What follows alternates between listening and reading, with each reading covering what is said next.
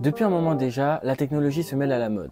Dans un but marketing bien sûr, mais aussi pour révolutionner les usages. Comme Samsung avec son Galaxy Z Flip, dont les pubs font penser à un objet de luxe, ou encore l'Apple Watch avec ses différents boîtiers et ses centaines de bracelets pour s'adapter à votre style. Alors pourquoi pas, dans le futur, ajouter un nouvel accessoire à tout ça, les lunettes connectées. Je parle de futur parce que vous allez le voir, les lunettes connectées actuelles sont une étape prometteuse mais ne correspondent pas à la vision ultime des lunettes connectées. Les lunettes actuelles se concentrent sur des fonctionnalités spécifiques comme la musique, la photo, les lives ou encore les appels. Finalement, elles ne font que remplacer d'autres appareils et oublient ce qui selon moi sera le moteur des vraies lunettes connectées, la réalité augmentée. Selon moi, les lunettes connectées sont l'outil parfait pour exploiter la réalité augmentée à son maximum. Parce qu'aujourd'hui, on ne fait qu'effleurer les possibilités de la réalité augmentée. Pour moi, la réalité virtuelle n'a pas réussi à convaincre le grand public, notamment parce que son utilité est surtout dans le gaming. Mais la réalité augmentée, elle, peut révolutionner l'usage de la technologie dans différents domaines. Boostés par cette dernière, les cas d'usage au quotidien sont multiples. Par exemple, pour les trajets à pied ou en voiture, les lunettes peuvent vous montrer le chemin en 3D juste devant vos yeux. Et cette fonction est géniale pour le quotidien, mais on peut aller plus loin avec un usage touristique. Pendant que vous visitez la ville, les lunettes vous montrent des infos en temps réel sur les monuments ou bâtiments que vous regardez.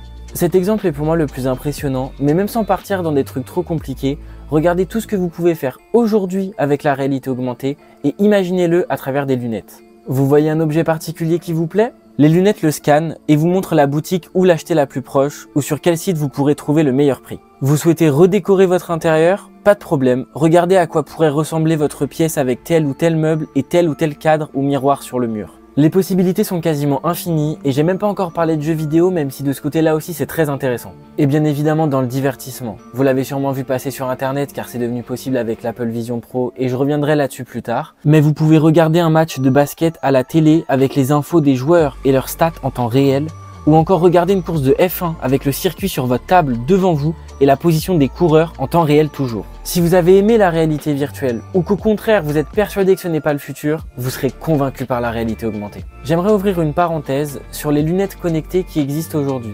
En effet, il existe déjà des soi-disant lunettes connectées, ce n'en sont pas.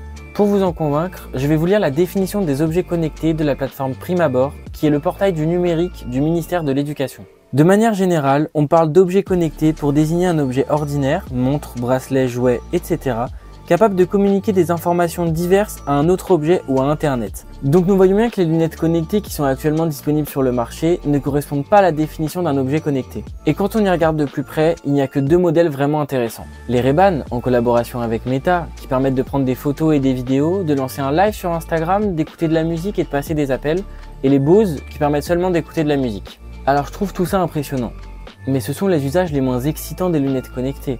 C'est pourquoi je vous les recommande pas, surtout que les lunettes connectées dont moi je rêve et dont je vous parle pourraient voir le jour dans pas si longtemps que ça. Alors bien sûr c'est pas demain non plus, il y a énormément de défis technologiques à résoudre et des défis de taille. Mais depuis le 5 février 2024, nous avons fait un pas de plus vers les lunettes connectées.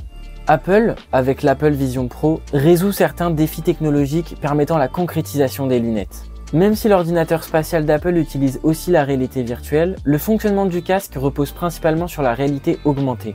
Et la réalité virtuelle reste en arrière-plan. Avec l'Apple Vision Pro, la réalité virtuelle a été mise au second plan afin d'exploiter au maximum la technologie qui révolutionnera notre quotidien. Allez voir les tests de l'Apple Vision Pro et regardez tout ce qu'ils peuvent faire avec. Vous vous dites peut-être qu'avec un casque c'est bizarre, que ça va nous isoler encore plus, ou encore que vous ne vous voyez pas sortir dans la rue avec un masque de ski. Bien que je ne sois pas d'accord avec tout ça, les lunettes connectées règlent tous ces problèmes en conservant presque toutes les fonctionnalités de l'Apple Vision Pro. Et même si aujourd'hui c'est un casque, le cycle de la technologie nous amène toujours à miniaturiser le plus possible. Et la miniaturisation sera le principal défi à résoudre pour aller vers des lunettes. Au départ, les ordinateurs faisaient la taille d'une salle de bain. Aujourd'hui, le MacBook Air, l'ordinateur le plus fin du monde, rentre dans une enveloppe. Quand les appareils photo ont été inventés, ils faisaient la taille d'une valise. Aujourd'hui, on peut en mettre plusieurs dans son sac. Aujourd'hui, la réalité augmentée s'utilise avec un casque. Demain, ce sera avec des lunettes connectées.